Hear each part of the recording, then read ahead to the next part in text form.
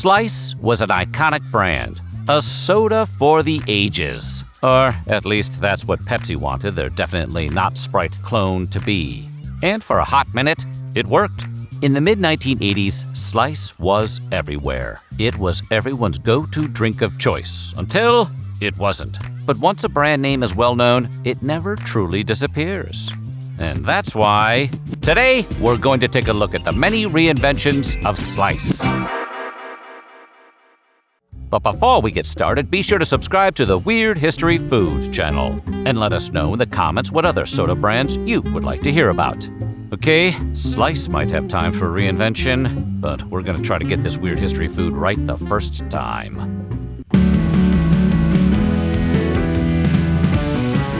For those in need of a quick refresher, Slice was a line of fruit-flavored sodas that were introduced in 1984 by an obscure mom-and-pop business called PepsiCo.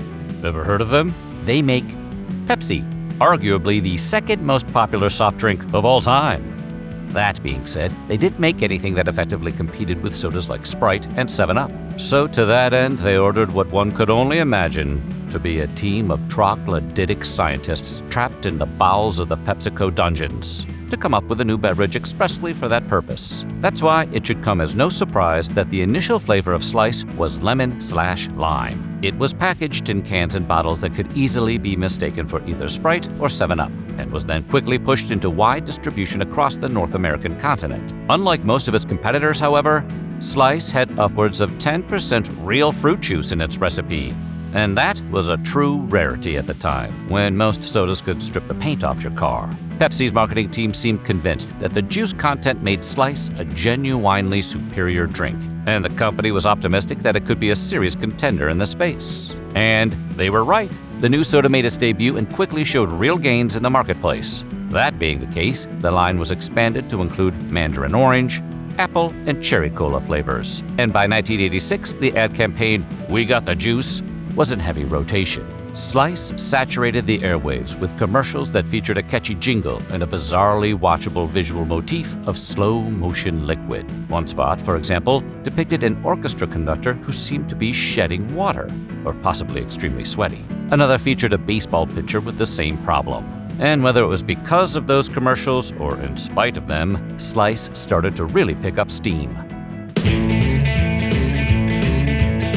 Despite being a dimly flickering memory in the minds of most soda fans, Slice was absolutely huge upon its release. So much so, in fact, that it altered the landscape of the soft drink industry almost immediately. Including real fruit juice in the recipe appealed to the more health-conscious consumers of the 1980s, and it made for an appealing selling point to parents who were looking for a pseudo-healthy beverage for their children. And if imitation is the sincerest form of flattery, then it's safe to say that the other soda manufacturers were lining up to flatter Slice. Coca-Cola, for example, introduced Minute Maid soda with real fruit juice, and Cadbury Schweppes rolled out Sunkissed with real fruit juice. These two drinks also performed well, but they couldn't hold up against the fruit-infused juggernaut that was Slice. In fact, the early to mid-80s were dominated by the drink. So much so that by May of 1987, Slice controlled nearly 3.2% of the entire soft drink ecosystem, which is insane considering it only had been on the market for 3 years. But you know what they say, easy come, easy go. And just 1 year later, Slice was on the ropes. What changed? Well, the mass of other fruit-infused drinks entering the market, fickle buying patterns, and a lack of staunchly dedicated fans were catching up to them. Slice's market share started plummeting, and by June of 1988, it dipped below 2%. It was a pretty stunning reversal, and it was looking like Slice was headed for the grave, or the dump, or wherever they send old soda brands to die. To cut costs, Pepsi took evasive maneuvers that included slashing the juice content in Slice's recipe, and as a result became legally obligated to change the drink's tagline from 10% fruit juices to with fruit juices, which is objectively not as convincing. This era also saw the soda's slogan changed to either you got it or you don't. And tragically, Slice didn't. Despite the grim turn, this wouldn't be the complete end of the line for Slice. The 1990s saw multiple attempted relaunches of the drink, most notably in India. In 1993, a mango-flavored slice was introduced and quickly became a major economic mover and shaker in the South Asian soda industry. In fact, that company was doing so well that they eventually hired Bollywood actress Katrina Kaif to promote the drink in a television commercial. And even that commercial was wildly popular. At the same time, Pepsi made an attempt to relaunch Slice stateside. Unlike the results in India, however, it didn't take. Despite a completely redesigned packaging theme and recipe, the soda continued to struggle. Why? Well, the marketing hook of real juice being included in the beverage, you know, the thing that made people want to buy it in the first place, was dropped completely. And they attempted to expand the line with some questionable new flavors and themes. For example, what had originally been intended to be a 7-Up and Sprite competitor introduced the shameless Dr. Pepper competitor, Dr. Slice. It went about as well as you would think.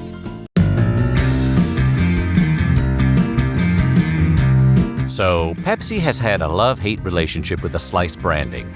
Despite multiple high-profile relaunches, in 2000, Lemon Lime Slice was replaced with Sierra Mist, and the rest of the line was transformed into Tropicana Twister Soda. But as with many iconic brands from yesterday, after enough time passes, someone in a suit says, "What if we just pulled out that old thing people dimly remember and tried it again?" And, as you might expect, that's exactly what happened. In 2006, Pepsi released a new diet soda brand called Slice One. It came in orange, grape, and berry flavors. And unlike the previous iteration's secret ingredient being real juice, this version, it featured Splenda, the sugar substitute that was accidentally discovered by a guy trying to make insecticide. The other big hook of this particular rebirth, the drink would be available exclusively at Walmart. And if you think trying to launch a new soda brand by only making it available through one single retailer might not be the best idea, then congratulations. You're smarter than the execs at Pepsi, which is to say, it didn't go so hot. As a result, Slice, in all its forms, was officially discontinued in the mid-2010s. You would think that the Slice brand would be buried for good after it died the second time. But nothing stays dead for long these days. In 2018, New Slice Ventures LLC, which sounds like a QVC-oriented knife manufacturing company, acquired the trademark from PepsiCo and got to work on another resurrection. But the new owners of Slice had a daring new vision for the drink, one completely divorced from its previous legacy. Ready? Wait for it. Sparkling water. Yes, that's right. New Slice Ventures completely dropped the soda shtick and pivoted the brand into being a sparkling water drink that came in 4 fruit-tinged flavors: raspberry and grapefruit, mango and pineapple, apple and cranberry, and blackberry, which for some unknown reason got to be the only flavor to go solo. So, do you want to guess how that line did? Like, just throw out any old guess. Yeah, it didn't work. Even after a retro-style rebrand in 2022, Slice Sparkling Water never quite took hold the way New Slice Ventures had hoped. And after a while, the experiment went flat.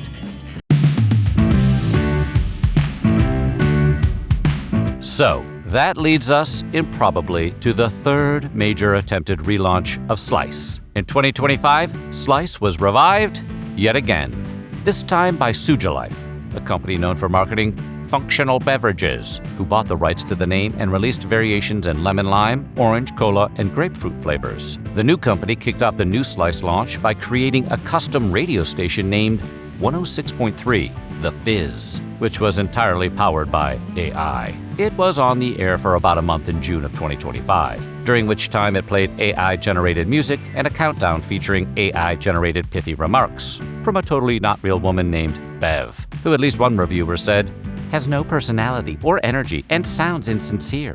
But at least Slice was back, right? Well, sort of. Given their other products, it's not surprising that Sujalife reinvented Slice as a soda that boasts prebiotic, probiotic, and postbiotic ingredients. What does that mean? Well, if you've ever seen the Weird History Food video entitled, "Is this soda actually good for you?" then you already know that when it comes to soft drinks, the word biotic, when attached to any of those prefixes, is making the claim it's a healthy beverage that's supposed to aid your digestion. And on one hand, that harkens back to the core of what Slice was originally supposed to be, a soda that's good for you. or at least better than the alternatives. On the other hand, it's really a completely different product, which is to say, it's not the slice anyone remembers.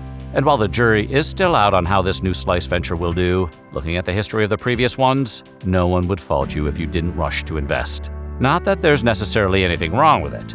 It could be great, but that might not matter. In fact, any of the failed products that bore the Slice name might have succeeded if they were branded as a completely new drink. But we'll never know. The boardrooms of people who greenlight these projects are obsessed with having a recognizable intellectual property to mitigate risk. And that's why Slice has gone from being a slightly healthier soda, to being a mango soda, to being a diet soda, to being a sparkling water, to being whatever it is now. The simple truth may be that the name Slice is part of a bygone era, and the drink has been sandblasted and paved over too many times to have any cultural significance anymore. And if it had been left as the drink it was in the 80s, it potentially could have had a nostalgia-powered moment in the sun. But the constant relaunching, reconfiguring, and rebooting of the brand may have destroyed any cultural footprint the drink could have left. Reviews of the new Slice have been mixed, and only time will tell if it will buck the trend. But based on previous results, if you're planning to start a beverage business and are contemplating buying the trademarks to an old soda, maybe don't. Or at least try something other than Slice. So what do you think? And have you ever been a fan of any version of Slice? Let us know in the comments below, and while you're at it, check out some of these other videos from Weird History.